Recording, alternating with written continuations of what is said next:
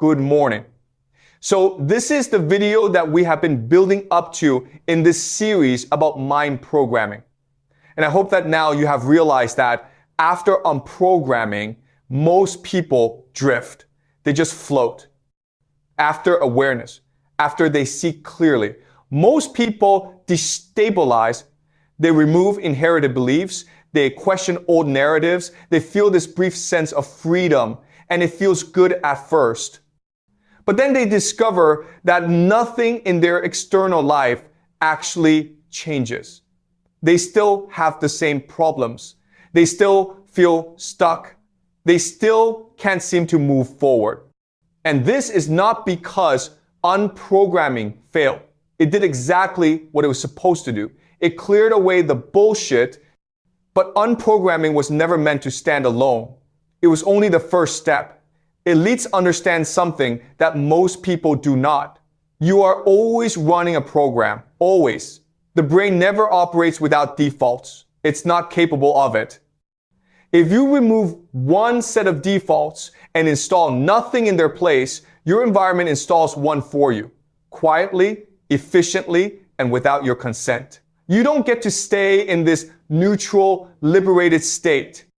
You're always being programmed by something, whether you choose it or not. Today's lecture is about what elites do next. And I need to be clear about what we're talking about here. We're not talking about motivation. We're not talking about belief. We're not talking about identity. We're talking about control.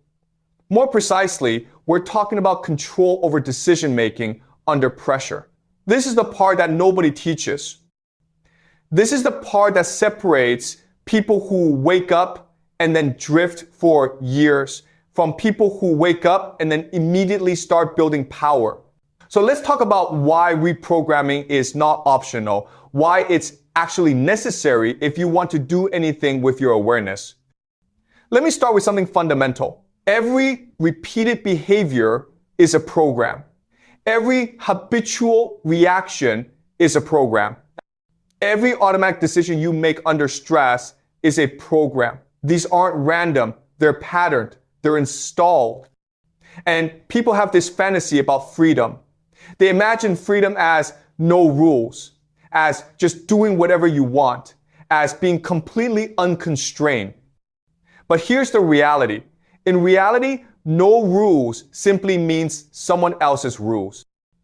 If you do not choose your defaults, your environment will choose them for you. And that is not philosophy. That is not some abstract spiritual idea. It is mechanics. It's how the brain actually works. Think about your own behavior. When you're stressed, you do certain things automatically. You might reach for your phone. You might eat something. You might check social media. You might call someone. These aren't conscious choices in the moment. They're installed responses. They're programs running.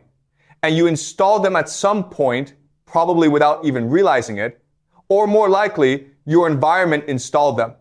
Now, when you go through unprogramming, when you become an independent thinker, you remove a lot of these defaults. You stop automatically doing what you were taught to do. You stop automatically believing what you were told to believe. And that feels like freedom. But you haven't actually freed yourself. You just deleted your operating system. And a computer without an operating system doesn't work. It doesn't do anything. So let's talk about why staying in that state is actually dangerous. Unprogramming removes friction, and that can feel good. Things that used to bother you don't bother you anymore. Social pressure that used to control you doesn't control you anymore. But it also removes stability. And this is what people don't realize until they're in it. Without defaults, without those automatic patterns, decision fatigue increases. You have to consciously decide everything. Every little thing requires a choice. Emotional volatility rises because you don't have those stable patterns that used to regulate your emotions. You're more reactive. Behavior becomes inconsistent. You might be disciplined one day and completely chaotic the next because you don't have any structure holding you together. This is why many people actually feel worse after awakening. They feel more anxious, more unstable, more chaotic than they did before. And they mistake instability for honesty.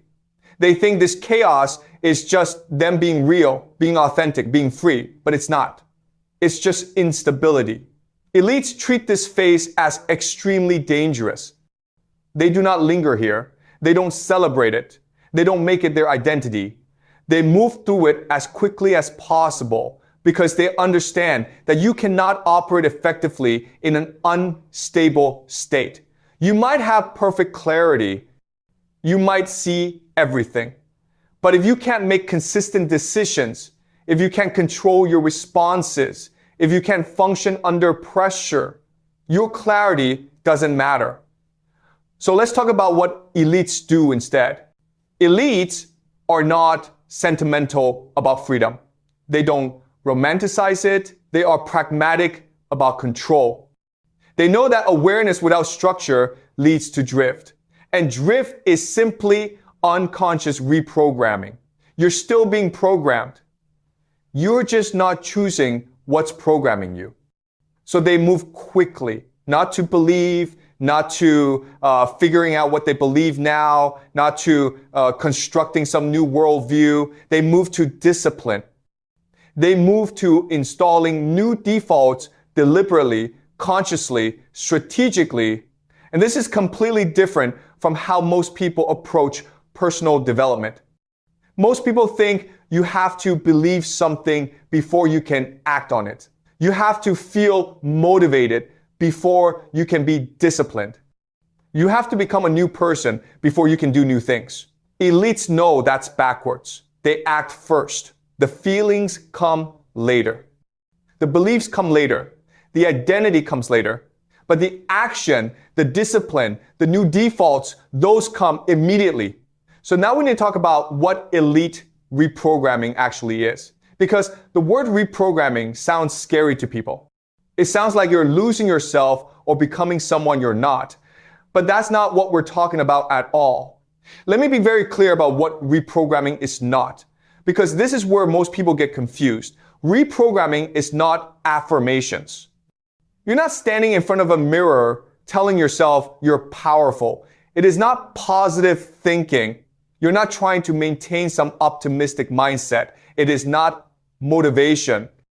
You're not watching inspirational videos or reading quotes or trying to pump yourself up. Elites do not attempt to feel different first. That's not the entry point. They act differently first. They change behavior. And feelings adjust later. This is critical. Most people are waiting to feel ready before they change their behavior. They're waiting to feel confident before they act confident. They're waiting to feel disciplined before they act disciplined. And they wait forever because feelings don't lead, behavior leads. So if reprogramming isn't about feelings or beliefs or motivation, what is it about? Let me tell you exactly what elite reprogramming targets. Elite reprogramming targets only 3 variables, just 3.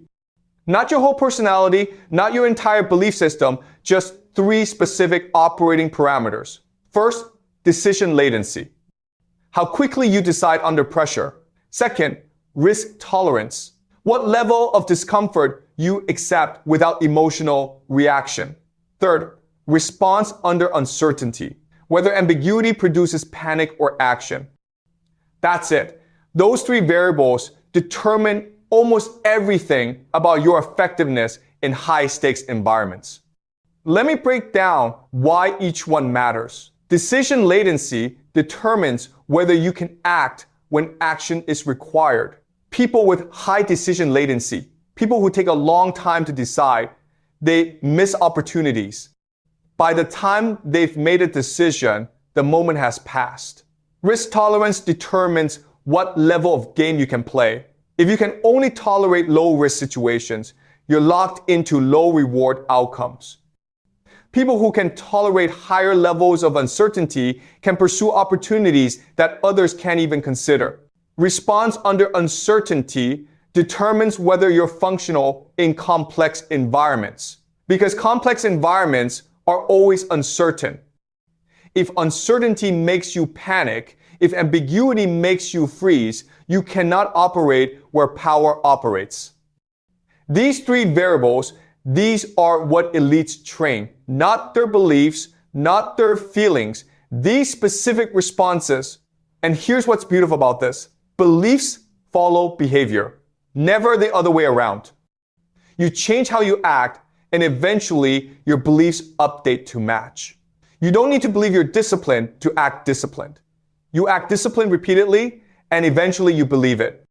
So let's talk about identity, because this is where most people start, and it's exactly where they should end. Most people begin with identity. They start by trying to become someone. I am disciplined. I am confident. I am successful. They're trying to adopt a new identity and hoping that the behavior will follow. Elites never do this. Never. Identity is a lagging indicator. Who you are emerges from what you repeatedly do under constraint, not the other way around. This is why affirmations don't work for most people. You're telling yourself you're something that your behavior doesn't support. And your brain knows it. There's a disconnect between what you're saying and what you're doing. And that disconnect creates stress, not change. But if you change the behavior first, if you act like a disciplined person repeatedly under pressure, your identity updates automatically.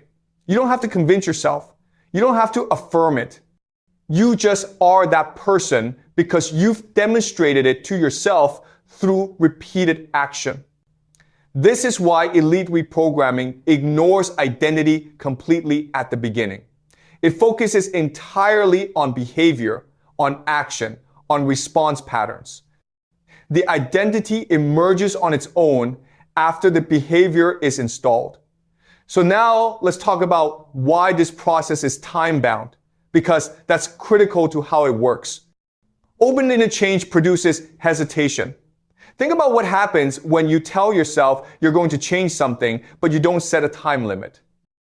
You negotiate with yourself constantly. Maybe I'll start tomorrow. Maybe next week. Maybe after this current project is done. Elites constrain time deliberately. They set a fixed window for change. A fixed window does several things. It removes negotiation. You're not debating whether to do it. You committed to doing it for this specific period. It increases compliance. You can tolerate almost anything if you know it's temporary. It compresses learning. When you have a short timeline, you learn faster because there's urgency. 21 days is not mystical. It's not because it takes 21 days to form a habit. That's actually not true. It's structural. 21 days is long enough to break old patterns and install new ones, but short enough that you can commit to it completely without your brain finding ways to escape. So let's talk about why short, intense cycles work better than long, gradual change. Intensity accelerates adaptation. Your nervous system adapts faster under high intensity than it does under low intensity over long periods. And here's the key. When the nervous system knows that discomfort is temporary, it tolerates more. You can push yourself harder. You can accept more discomfort. You can follow stricter protocols when you know it's only for 21 days. Optionality is the enemy of change. When you leave yourself options, when you leave yourself escape routes, you'll use them. You'll negotiate. You'll make exceptions. You'll rationalize why this one time doesn't count. Constraint forces installation. When you remove the options, when you commit completely for a defined period, the new patterns actually install. This is completely opposite to how most people approach change. They try to make sustainable changes, which means comfortable changes, which means changes that don't actually change anything. They try to add one small habit at a time. They try to be gentle with themselves. And they never actually transform because they never apply enough intensity. Elites do the opposite. They apply maximum intensity for minimum time. They make the change period brutal but bounded, and that works. So let's talk about the danger of the alternative. People who are always working on themselves rarely change. And this sounds paradoxical, but it's absolutely true. They confuse motion with progress. They're always reading self-help books, always taking courses, always going to therapy, always working on themselves. But if you look at their actual behavior, at their actual results, nothing changes. Why? Because they never commit to a defined protocol for a defined period and execute it completely. They're always exploring, always considering, always processing, but they're never installing. Elites end cycles decisively. They commit to a protocol, they execute it for the defined period, they measure the results, they lock it in and move on. No endless processing, no constant self-examination. They change the behavior, they verify that the change stuck, and they're done. So now let's get into the actual protocol. Let's talk about what actually happens during these 21 days. Because it's divided into 3 distinct weeks, and each week has a different objective. Week 1 does not build. That's not what it's for. It interrupts. Its only purpose is to break automaticity. You've been running on automatic patterns for years, maybe your whole life. Those patterns are deeply installed. Week 1 is about breaking them, not replacing them yet, just breaking them. Think about what automaticity means. It means you do things without thinking. Your hand reaches for your phone. Your mind starts running familiar thought patterns. You respond to situations the same way you always respond. All of this happens below consciousness. Week 1 brings all of that to consciousness by interrupting it. This is uncomfortable. It's supposed to be uncomfortable because you're breaking patterns that your brain relies on for efficiency. Your brain wants to run on autopilot. That's how it conserves energy. Week 1 forces everything into manual mode. Every time you start to do something automatically, you stop, you pause, you interrupt the pattern. This is not about doing the right thing yet. It's just about not doing the automatic thing. So let's talk about how you actually interrupt default reactions. Here's the core practice of week 1. Every time you feel the urge to respond immediately, pause. That's it. That's the whole practice. You feel the urge to check your phone. Pause. You feel the urge to respond to a message immediately. Pause. You feel the urge to eat something when you're not hungry. Pause. Delay is not weakness. This is critical to understand. Delay is insertion of control. Every time you pause between stimulus and response, you're inserting a moment of conscious choice. You're rewiring stimulus-response loops. Over time, this creates space between what happens and how you respond. And that space is where control lives. Without that space, you're just a robot running programs. With that space, you're a conscious agent making choices. This one practice, if you do it consistently for 7 days, will change everything about how you experience yourself. But it requires actually doing it. Every single time, no exceptions. And that's where most people fail. They do it when it's convenient. They do it when they remember. That doesn't work. It has to be every single time. So let's talk about another tool for week 1. Elites add friction deliberately. And this is counterintuitive because modern life is all about reducing friction, making everything convenient, making everything easy. But friction is a tool for change. They slow access to comfort. They complicate distraction. They make the automatic things harder to do automatically. Let me give you concrete examples. If you automatically check social media, delete the apps from your phone. You can still access them, but you have to go through a browser. That friction, that extra step, breaks the automatic pattern. If you automatically eat snacks, Don't keep snacks in easy reach. Put them somewhere. You have to think about getting them. Convenience weakens discipline. When everything is easy, when everything is one click away, you never build the capacity to delay gratification. You never build the capacity to tolerate discomfort. Friction builds that capacity. Every time you have to overcome friction to do something, you're training your nervous system. So week 1 is about adding friction everywhere, making the old patterns harder to execute. And that brings us to environmental control, which is how you make this actually work. Do not rely on willpower. This is a mistake almost everyone makes. They think change is about willpower, about being strong enough to resist temptation. But willpower is a limited resource. It depletes. You can't rely on it. Instead, change surroundings. Change your environment so that the right choices are easy and the wrong choices are hard. Reduce input. Limit the amount of information coming at you. Unsubscribe from things. Turn off notifications. Create space. Limit noise. Quiet your environment physically and informationally. Remove constant stimulation. Your brain needs periods of low stimulation to rewire. If you're constantly stimulated, you're constantly reinforcing old patterns. Elites reprogram environments before minds. They don't try to develop discipline in chaotic environments. They clean up the environment first. They make the environment support the change they want to make. Then the change becomes much easier because the environment is doing half the work. So that's week 1, interruption and stabilization. You're breaking old patterns and creating baseline stability. Now let's talk about week 2, which is completely different. Week 2 replaces emotion with criteria. This is a fundamental shift in how you make decisions. You stop asking, what do I feel like doing? You begin asking, what improves position? This is how elites think. They don't make decisions based on how they feel.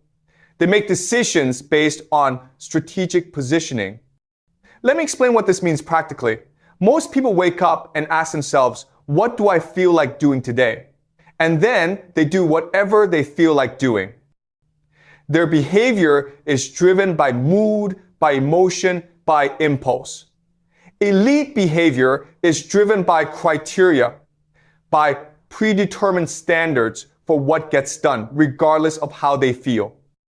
This is a complete rewiring of decision making. You're removing emotion as the primary input. You're not eliminating emotion. You're just demoting it. Emotion becomes data. It's information about your state, but it's not the authority that makes decisions. Criteria make decisions. So let's talk about how you install criteria-based decision making. Elites pre-decide behavior. They do not improvise under pressure. This is critical. Every recurring situation receives a predefined response. You're not figuring out what to do in the moment. You already decided what to do in that type of situation. Let me give you examples. If someone tries to argue with you about something that doesn't matter, you already decided how you respond. You don't engage. If you receive an opportunity that doesn't align with your goals, you already decided how you respond. You decline politely. If you feel tired in the morning, you already decided what you do. You execute your morning routine anyway. This removes emotional taxation. When you have to decide what to do in every situation, you're constantly using mental energy on decisions that don't matter. When you pre-decided, those situations don't tax you. You just execute the predetermined response. Week 2 is about identifying every recurring situation in your life and pre-deciding your response. You're building a decision matrix. This situation, this response, that situation, that response. You're removing improvisation from areas where improvisation doesn't add value. So let's talk about how you know if this is working. Emotion becomes data, not authority. This is the shift. Your emotions are telling you something about your state. They're information. But they don't determine your behavior. Success is tracked externally. You're measuring results, consistency, follow-through, things you can observe objectively. Mood is irrelevant. You felt bad today, but you executed your protocols anyway. That's a successful day. You felt great today, but you didn't execute your protocols. That's a failed day. This is completely opposite to how most people measure success. They measure based on how they feel. If they feel good, they think they're doing well. If they feel bad, they think something's wrong. Elites disconnect feeling from assessment. They assess based on behavior. Did you do what you said you would do? Did you execute the protocol? Did you maintain consistency? That's the only measurement that matters. Everything else is just noise. This is hard at first because we're trained to trust our feelings. We're trained to think our emotions are telling us truth about reality. But they're not. They're telling us about our internal state, which is useful information, but it's not the same as reality. So let's talk about how you reduce the internal debate that makes this hard. Internal debate is wasted energy. Think about how much time you spend arguing with yourself. Should I do this or should I do that? Maybe I should rest. But I said I would do this, but I'm tired, but I committed. This internal debate consumes enormous amounts of mental energy and produces nothing. Elites do not argue with themselves. They make a decision and it's final. This doesn't mean they never change decisions. It means they don't rehash decisions constantly. When a decision is made, the debate is over. Execution begins. This requires practice because most people are addicted to internal debate. They like feeling like they're considering all angles. They like feeling like they're being thoughtful. But most internal debate is just resistance disguised as consideration. It's your brain trying to avoid discomfort. Week 2 trains you to make decisions quickly based on your predefined criteria and then stop thinking about it. Decision is final. Execute. So that's week 2. You're installing decision filters and you're training yourself to make decisions based on criteria instead of emotion. Now we get to week 3, which is where everything gets tested. Week 3 removes escape routes. The new program must survive stress because it doesn't matter if you can execute your protocols when everything is calm. What matters is whether you can execute them when things are chaotic, when you're under pressure, when everything is going wrong. Week 3 deliberately introduces stress. You're not waiting for stress to happen naturally. You're creating it. You're testing the new patterns under worse conditions than you'll normally face. Why? Because if the patterns hold under extreme stress, they'll definitely hold under normal stress. This is how elite training works in every domain. Military training is harder than combat. Athletic training is harder than competition. Executive training is harder than normal business conditions. You train under worse conditions than you'll face so that real conditions feel manageable. So let's talk about how you actually do stress exposure. Elites train under worse conditions than reality, deliberately. Discomfort is not punishment. It is verification. If the program survives pressure, it is real. If it collapses under pressure, it wasn't installed properly. What does this look like practically? You add constraints.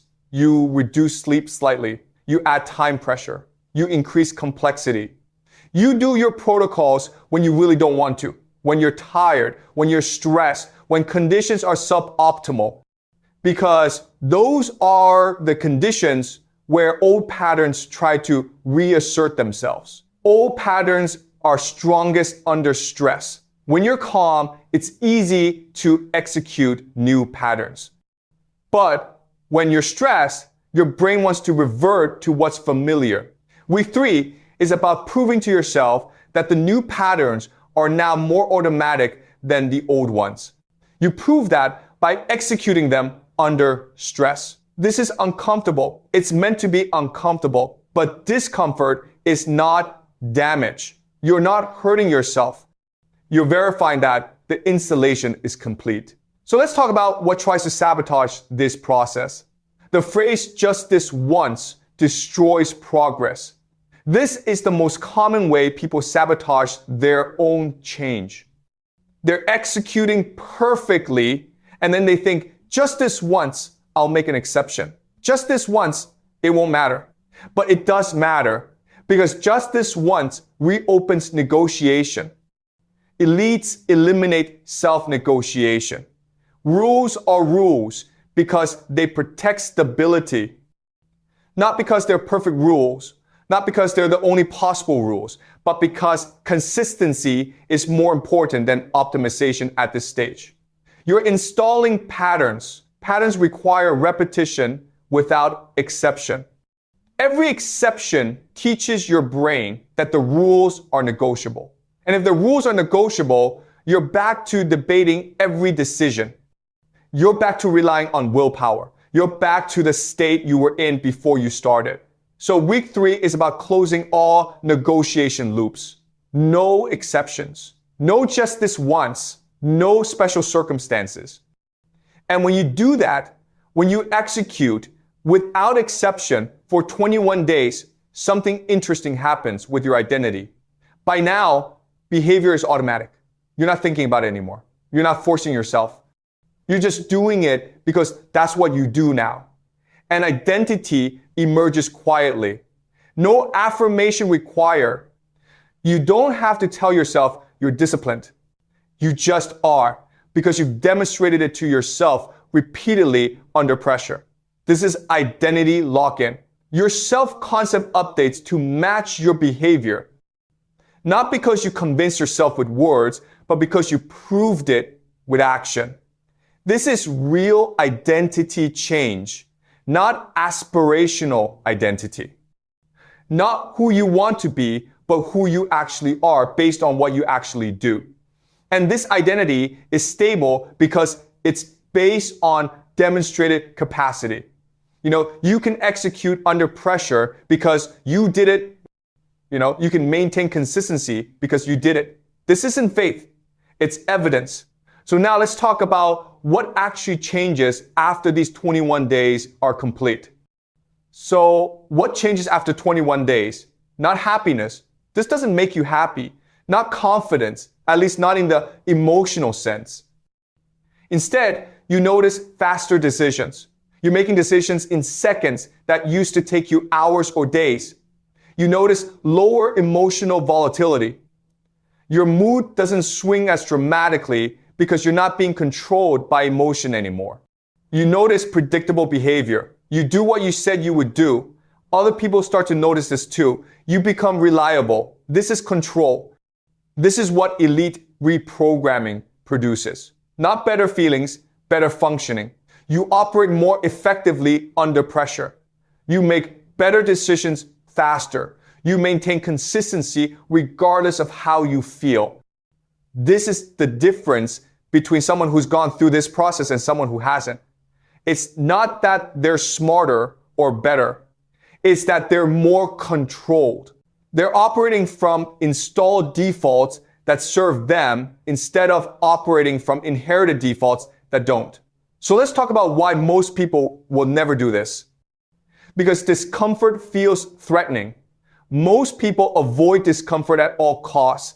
They interpret discomfort as danger. They interpret discomfort as something wrong. So when the process gets uncomfortable, which it will, they stop. They tell themselves it's not working. They tell themselves it's too hard. They tell themselves it's not for them. Because old identities resist replacement. You've been who you are for a long time. That identity feels like you. Even if it doesn't serve you, it's familiar. Changing it feels like losing yourself. So people cling to old identities even when those identities limit them. Because discipline removes drama. This is subtle but important. Many people are addicted to emotional drama. Their life is a series of ups and downs, crises and resolutions, emotional swings. Discipline flattens that. Life becomes more stable, more predictable, more controlled, and that can feel boring to people who are used to chaos.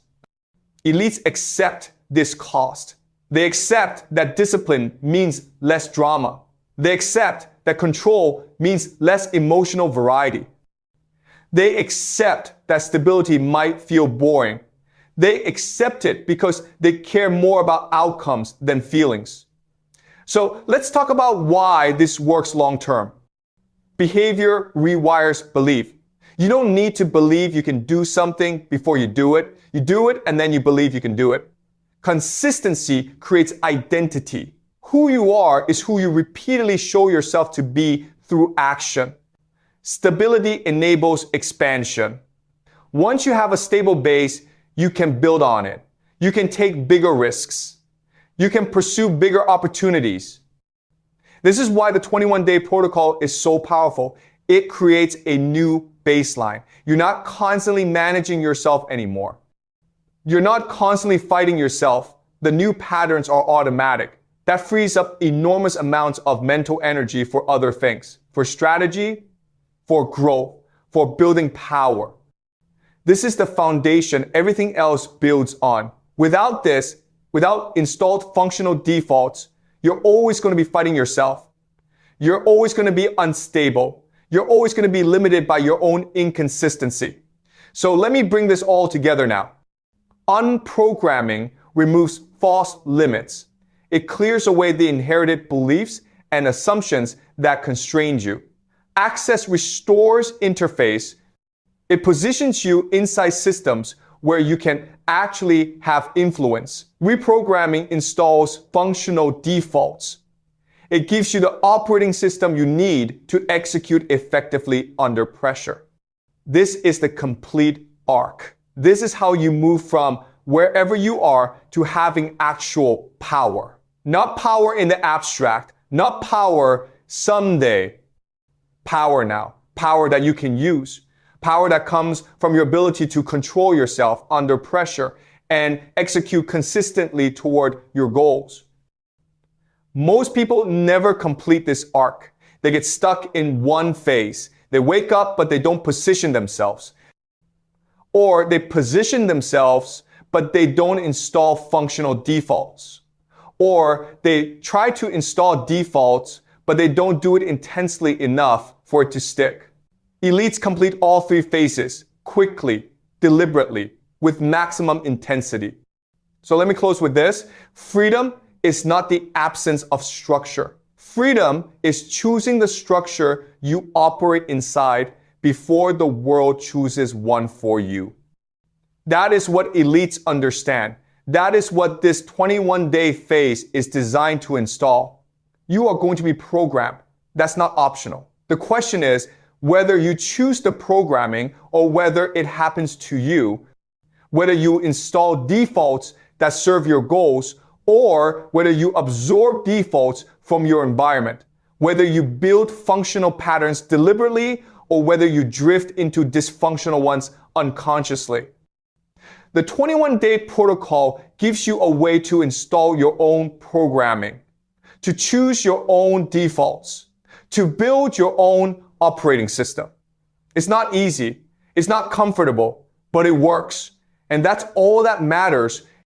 In the next lecture, we'll talk about what you do after these 21 days, how you maintain the new patterns, how you build on this foundation, how you use your new capacity for control to actually build power in the real world. Because control is just the beginning. What you do with that control is what actually matters.